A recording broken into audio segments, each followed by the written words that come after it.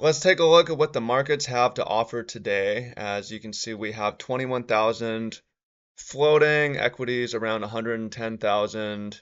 We have, these are the open positions that we have, floating 3,000, 8,000, 6,000, 3,000, and all these were with 1% risk. Some of them only risked 800 bucks. A lot of them are running at 6R, 8R, more. So we're going to get into that. And this is my touch grass strategy. This is a paper account. I'm going to talk about what I'm doing with my live account, but this is my touch grass strategy that I've been running for the last month while I've been starting other businesses. I started a adventure tour guide business, which has been going so much fun. Had my first tour on Monday, had another tour booked, taking people hiking with my dog, adventures around the island, while my trades play out. So my concept here is to take the best elements of investing and the best elements of trading and combine them into a strategy that allows you to live your life. And what is that? The best elements of investing are being long only on the best assets, not spending a whole lot of time on it, staying in the market, staying with the trends, and allowing the trades to move in your favor over time with the buy and hold strategy and a buy the dip type of mentality. That's the best elements of investing. However, there's two big problems with investing that most investors have, and the first one is market timing. To me, traders have proved that you can time the market, and market timing matters a lot because if you enter the NASDAQ and you get in there, a lot of the time it doesn't matter. But if you simply buy the top in 2021, it's not really nice to be underwater for 2 years. It's stressful. You make a lot more if you buy the bottom. And that is even just one example of if you bought the top in 2000 and you timed it poorly, you're going to be underwater for 14 years, 16 years. Crazy. You want to be underwater for 16 years, you got to learn to time the market. Similar, investors typically don't have a stop loss. It's not normal for an investor to have a stop loss. Traders almost always have stop losses or clear invalidation points, whereas a trader, you get out of the market as at a clear point if it moves against you. So the problem with trading though is that a lot of the time you don't stay with the major trends. Traders will short the best assets. Traders will don't like overnight risk. Sometimes they don't stay with positions that long. And also trading can take a lot of time. It introduces more decisions, introduces more errors. So I was like, what if we use uh, what if we use market timing and stop loss with investment buy and hold philosophy, and that's what I'm doing with these. So, um, what did I do? I bought the dip, and I also bought the breakout to all-time high. And if we look at paper trading, what are we floating right now? $8,400. The initial risk was about $800. So it's about 10 hour, and I'm not staring at the charts. I'm not really watching the charts. This is the weekly, or this is the daily. I've spent very little time on this. US 2000 turned around a little bit.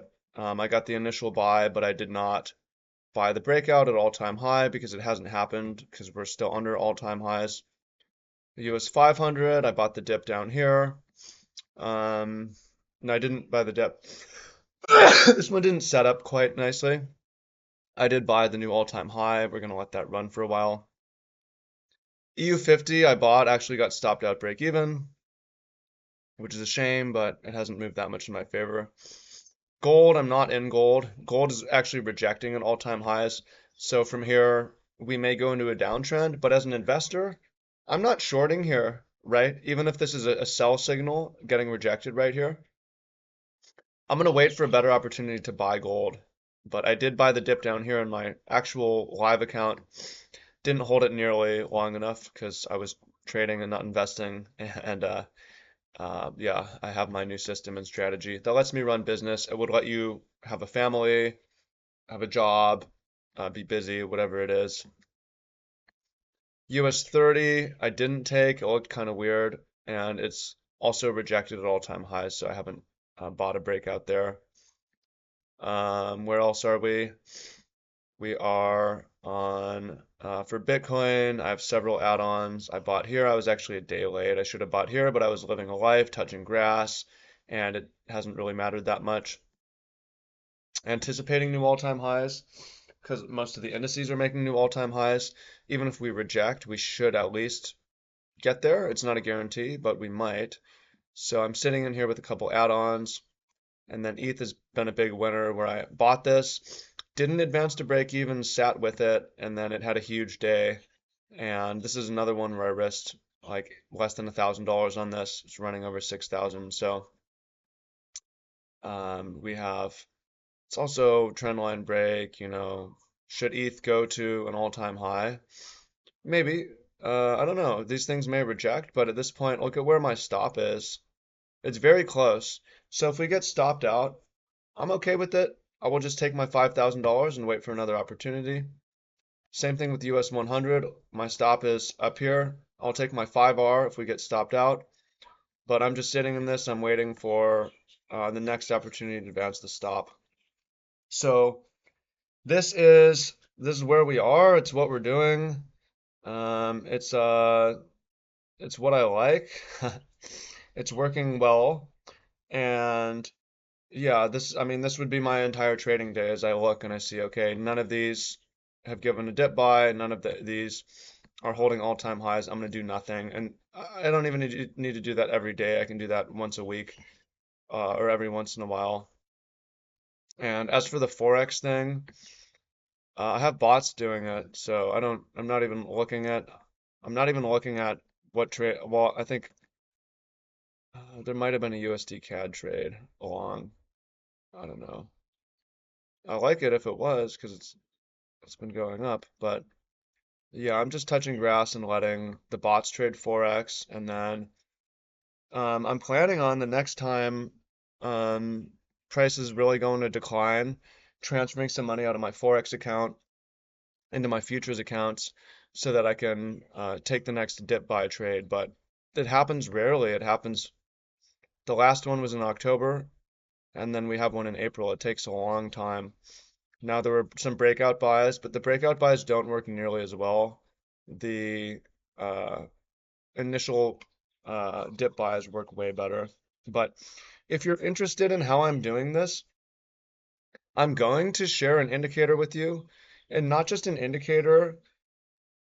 I mean, as an indicator, and it's an indicator that gives stop loss, which most buy indicators do not give.